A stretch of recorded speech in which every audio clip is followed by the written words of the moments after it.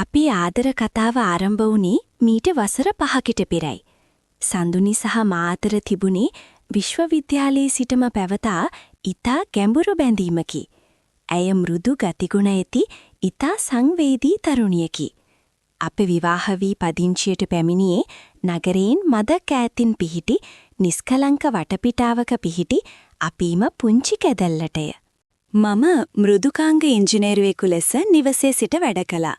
සඳුනි ගෘහණියෙකු ලෙස නිවසේ කටයුතු ඉතා ක්‍රමවත්ව ඉටු කළාය. අපේ ජීවිතයේ මුල් වසර කිහිපය ගෙවී ගියේ ඉතා සුන්දර ලෙසයි. සෑම උදෑසනකම ඇය මට සාදා දෙන උණුසුම් කෝපි කෝප්පයත් ඇයගේ සිනහ වෙන පිරි මුහුණත් මගේ මුළු දවසම උද්‍යෝගිමත් කළේය. අපි සතියන්තවල විවිධ චාරිකා ගියමු. සඳුනි ඉතාමත් කලාත්මක සිතුවිලි ඇති තැනැත්තියකි. ඇය නිවස සැරසීමට, මල් වැවීමට සහ විවිධ අත්කම් නිර්මාණ කිරීමට ඉතා දක්ෂය. මම ඇයගේ දක්ෂතාවලට නිතරම ප්‍රශංසා කළෙමි.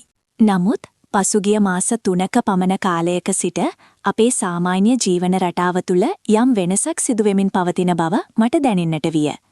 මා වැඩ කරන කාමරයට වී සිටින විට සඳුනි පෙරමෙන් නිතර එහි පැමිණි මා සමග කතාබස් කළේ නැත. ඇය බොහෝ වේලාවක් නිවසේ පිටුපස ඇති කුඩා ගබඩා කාමරය තුල කාලය ගත කළා. ඒ වගේම ඇය නිතරම කාර්යබහුල බවක් මවා පෑවාය. මේ සියල්ලටම වඩා මාව පුදුමයට පත් කළේ අපේ මාසික විදුලි බිලයි. සාමාන්‍යයෙන් රුපියල් 5000ක් හෝ 6000ක් වන අපේ විදුලි බිල එකවරම රුපියල් 15000ක් ඉක්මවා තිබුණි. එය මට විශාල ප්‍රහේලිකාවක් වියා. අප භාවිතා කරන විදුලි උපකරණවල කිසිදු වෙනසක් වී නොතිබියදී මෙතරම් විශාල බිලක් පැමිණීම ගැන මම සඳුනිගෙන් විමසුවෙමි. සඳුනි, මේ බලන්නකෝ මේ මාසේ ලයිට් බිල. මොකද මේ මෙච්චර වැඩි වෙලා තියෙන්නේ? අපි මොකොත් අලුත් උපකරණ පාවිච්චි කළෙත් නැහැනේ. මම විසිට කාමරේ සිට කෑ ගැස්සුවෙමි. සඳුනි කුස්සියේ සිට සෙමින් පැමිණියාය. ඇයගේ මුහුණේ තිබුණේ මඳක් නොසන්සුන් බවකි. මම දන්නේ නැහැ නිමන්ත. ඔය මීටරකේ මොකක් හරි දෝෂයක්ද දන්නේ නැහැ. ලයිට් බිල් මීටර එක බලන්න එන කෙනා ආවම ඒ ගැන විමසලා බලන්නකෝ. ඇයි තා සැහැල්ලුවෙන් පවසා නැරතත් ඇයගේ වැඩ කටයුත්තකට පිටව ගියාය. ඇයගේ මගහැරීම මගේ සිතේ යම් සැකයක් ඇති කරන්නට මුලපිරුවේය. ඊළඟ සතියේ දිනක මා පරිගණක තිරයේ දෙස බලා ඊතා බැරෑරුම් කේතනයක යෙදී සිටියෙමි. එකවරව නිවසේ සීනුව නාද විය. මම ජනේලයෙන් එබී බැලුවෙමි. නිල් පැහැති නිල ඇඳුමකින් සැරසුණු තරුණයෙක් තාප්පය අසල සිටගනි සිටියේය. ඔහු ලංකා විදුලි බල මණ්ඩලයේ සේවකයෙකු බව ඔහුගේ නිල ඇඳුමින් පෙනුනි. ඔහුගේ නම ප්‍රසන්න බව පසුව මම දැනගත්තෙමි. ප්‍රසන්න ඊතා උස ශක්තිමත් පෙනුමක් ඇති තරුණයෙකි. ඔහුගේ පෙනුම සාමාන්‍ය මීටර් කියවන්නෙකුට වඩා වෙනස් විය. සඳුනි ඊතා ඉක්මනින් ඉදිරිපස දොර විවෘත කළාය. මීටර් කියවන්නෙකුට සාමාන්‍යයෙන් නිවස තුලට ආරාධනා කරන්නේ නැත. නමුත් සඳුනි ඔහුට නිවස තුලට එන ලෙස සංඥා කරනවා මම දුටුවෙමි. මගේ සිතට ඇති වූ කුතුහලය නිසා මම මගේ වැඩ නතර කර සෙමින් කාමරයෙන් පිටතට පැමිණියෙමි. සඳුනි සහ ප්‍රසන්න විසිට කාමරයේ කෙළවරක වූ විදුලි මීටරයේ අසල සිටගෙන ඊතා ඕනෑකමින් යමක් සාකච්ඡා කරමින් සිටියහ. මේක නිමන්තට දැනෙන්න දෙන්න එපා ප්‍රසන්න. එයා මේ ගැන දන්නව නම් මට මේ වැඩේ කරගන්න ලැබෙන්නේ නෑ. සඳුනි පවසනු මට ඊතා අඩුවෙන් ඇසුනි. බය වෙන්න එපා අක්කේ. මම මේ වැඩේ නියමටම කරලා දෙන්නම්. හැබැයි මේකට පොඩි වියදමක් යනවා. ප්‍රසන්න පවසනු ඇසුනි. මා ඉදිරියට ගිය විට දෙදෙනාම එකවරම නිහඬ වූහා. සඳුනිගේ මුහුණ මදක් රතු විය. නිමන්ත මේ ප්‍රසන්න මල්ලි. මම මේ එයාට කිව්වේ අපේ මීටර එකේ මොකක් හරි අවුලක් තියෙනවද කියලා බලන්න කියලා. ඇය ඉක්මනින් පිළිතුරක් සූදානම් කරගෙන සිටියාය. ප්‍රසන්න මට හිසනම ආචාර කළේය. ඔහුගේ දැස්වල තිබුණේ අමුතුම දීප්තියකි. මම ඔහුට මද සිනහවක් පෑවද. මගේ සිත තුළ තිබුණේ දැඩි නොසන්සුන් බවකි. ප්‍රසන්න සහ සඳුනි අතර තිබූ ඒ කුළුපග බව මට දරා ගැනීමට අපහසු විය. මම මගේ වැඩ කාමරයට ගොස් දොර වසා ගත්තෙමි. එහෙත් මගේ මනසට ඒ සිදුවීම වද දෙන්නට විය.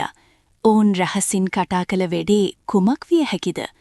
පසුගිය මාස කිහිපය තුලේ මට රැකියාවෙන්ද විශාල පීඩනයක් එල්ල වී තිබුණි. දවසේ වැඩි කාලයක් මම පරිගණකතිරය ඉදිරිපිට ගත කළෙමි. සමහර විට මේ අධික වැඩ නිසා මට අනවශ්‍ය සැකයන් නැති වෙනවද කියා මම මගින්ම ප්‍රශ්න කළෙමි. මම සහ සඳුනි අතර තිබූ ඒ සුන්දර බැඳීම කෙමෙන් ඈත්වන බවක් මට දැනුනි. අපි රාත්‍රී ආහාරය ගන්නා විට පවා ඇය බොහෝ වේලාවක් ඇයගේ දුරකථනය දෙස බලා සිටියාය. නැතිනම් ගබඩා කාමරයට වී යම් දෙයට නිරත වූ අය. ඇය කලින් මෙන් මා සමග විහිළු තහළු කළේ නැත. මට අපේ විවාහ උත්සවය මතක් විය. එදා සඳුනි සුදු පැහැති මනාලියක ලෙස සැරසී සිටි ආකාරය, ඇය මගේ දැස් දෙස බලා දුන් ඒ පොරොන්දුව, මම හුස්ම ගන්නාතුරු ඔයාට අවංකව ඉන්නවනි මන්ත. ඇය එදා පැවසුවාය. එහෙත් දැන් අය මට රහසින් යම් දෙයක් සඟවන්නීය. මේ ප්‍රසන්න කියන තරුණයා අපේ ජීවිතයට සම්බන්ධ වුණේ කෙසේද? දිනක් මම සඳුනිගේ අල්මාරිය පරීක්ෂා කළෙමි. මට එහි තිබී විවිධ වර්ගයේ වයර් කැබලි, කුඩා විදුලි බුබුලු සහ බැටරි කිහිපයක් හමු විය. මේවායට කුමටද? සඳුනි ඉලෙක්ට්‍රොනික විද්‍යාව ගැන කිසිවක් දන්නේ නැහැ. එසේනම් මම මේවා එකතු කරන්නේ ඇයි? මගේ සිත තවත් ව්‍යාකූල විය. එදින රාත්‍රියේ තද වෙසි එදහැලෙමින් තිබුණේ. අකුණු ගසන හඬට මුළු පරිසරයම දෙදරායයි. සඳුනි නිදන කාමරයේ සිටියේ නැත. මම සෙමින් සාලේට පැමිණියෙමි. මුළු නිවසම නිහඬය. මම නිවසේ පිටුපස දොරෙන් එළිරට බැලුවෙමි. ගබඩා කාමරයෙන් කුඩා ආලෝකයක් විහිදෙනු මම දුටුවෙමි. මම තෙමෙමින්ම එදෙසට පිය නැගුවෙමි.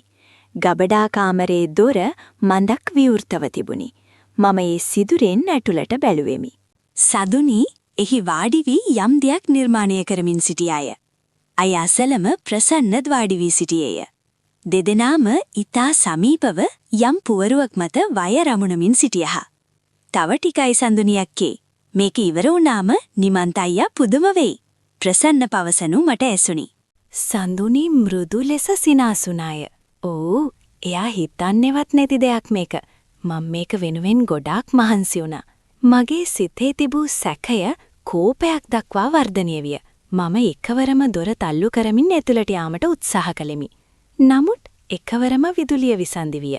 මුළු ප්‍රදේශයම කළුවරේ ගිලී ගියේය.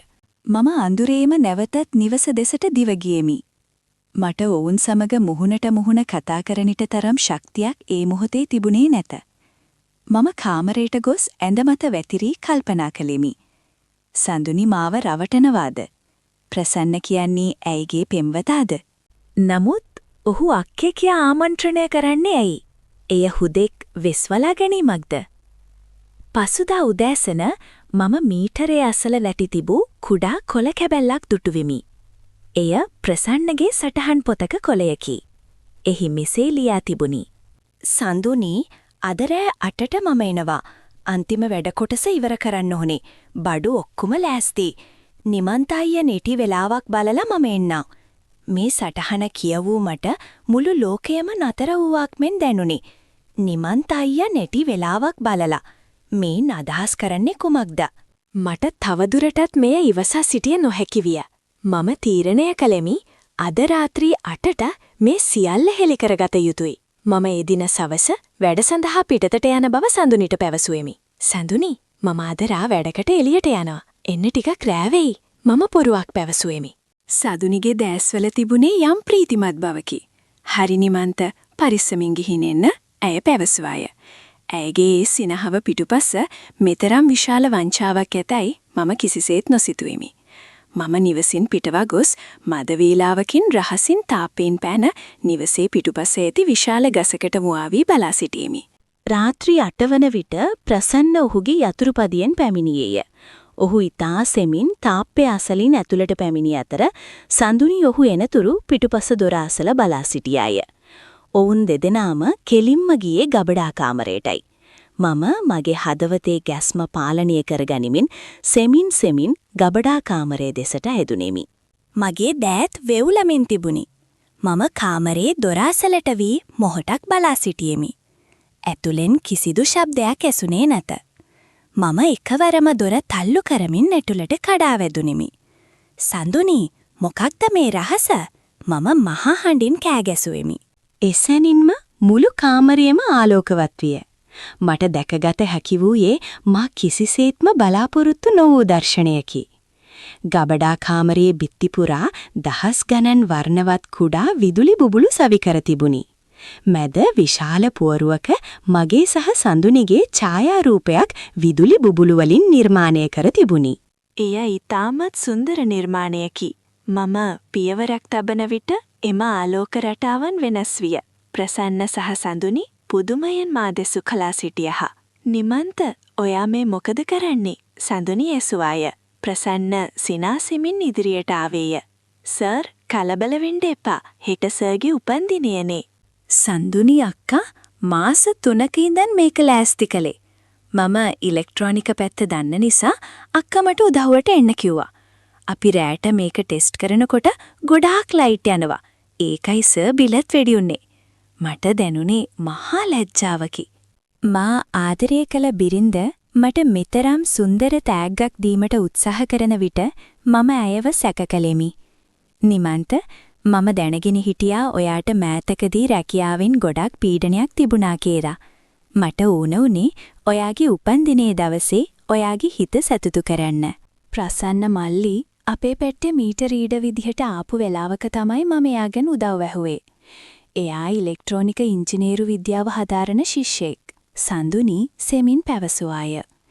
මම සඳුනි අසලට ගොස් ඇයගේ දෑත් අල්ලා ගත්තෙමි. මගේ දෑස්වලට කඳුළු පිරී තිබුණි. මට සමා වෙන්න සඳුනි. මම හිතුවේ වෙනම දෙයක්. මම ඔයා ගැන සැක කළා. සඳුනි මගේ හිස අත ගෑවාය. කමක් නැහැ නිමන්ත. ඔයා මට ආදරේ නිසානේ එහෙම හිතුනේ. හැබැයි මගේ හිතේ ඔයා ඇරෙන්න වෙන කිසිම කෙනෙක් නැහැ කියලා ඔයා හැමදාම මතක තියාගන්න. එදින රාත්‍රිය අපේ ජීවිතයේ අමතක නොවන රාත්‍රියක් විය. ප්‍රසන්න අප සමග රාත්‍රී ආහාරය ගෙන පිටව ගියේය. ඔහු ඊතා දක්ෂ තරුණයෙකි. ඔහු විසින් සාදන ලද එම ආලෝක නිර්වාණය මගේ වෙහෙසකර මනසට විශාල සහනයක් ගෙන දුන්නේය. සැබෑ ආදරය තුළ සැකය ඇතිවිය හැකිය. නමුත් එම සැකය දුරුතිරීමට තරම් ශක්තිමත් විශ්වාසයක් අප අතර තිබිය යුතුය. සඳුනිගේ ආදරයත් ඇය මම වෙනුවෙන් කළ ඒ කැපවීමත් මගේ ජීවිතය නැවතත් ආලෝකමත් කළේය. අපි දෙදෙනා ගබඩා කාමරේ වූ ඒ වර්ණවත් ආලෝකයේ මැද බොහෝ වේලාවක් කතා කරමින් සිටියෙමු. පිටත තවමත් වැසිවසිමින් තිබුණේ, නමුත් අපේ පුංචි කැඩැල්ල ඇතුලේ තිබුණේ ආදරයේ සහ විශ්වාසයේ උණුසුමයි. දැන් මට ලයිට් බිල ගැන කිසිදු දුකක් නැත. මන්ද ඒ වැඩි වූ සෑම රුපියලක්ම සඳුනිගේ ආදරය වෙනුවෙන් වැය වූවක් බව මම දන්නා බැවිනි. ජීවිතය කියන්නේ මෙවැනි කුඩා පුදුම කිරීමකටයි. අපේ සහකරු හෝ සහකාරිය අප වෙනුවෙන් කරන කැපකිරීම සමහර විට අපට එකවරම වැටහෙන්න නැත. නමුත් ඉවසීමෙන් සහ ආදරයෙන් සිටින විට ඒ සියල්ලේ අගය අපට දැනෙනු ඇත. අඳුරු සැකයන් පරාජය කර ආදරයේ සැබෑ ආලෝකය අපේ ජීවිතවලට උදා විය. එදින සිට අපේ ආදරය පෙරටත් වඩා ශක්තිමත් වූ අතර අපේ පුංචි නිවස සැබෑ පාරාදීසයක් බවට පත්විය.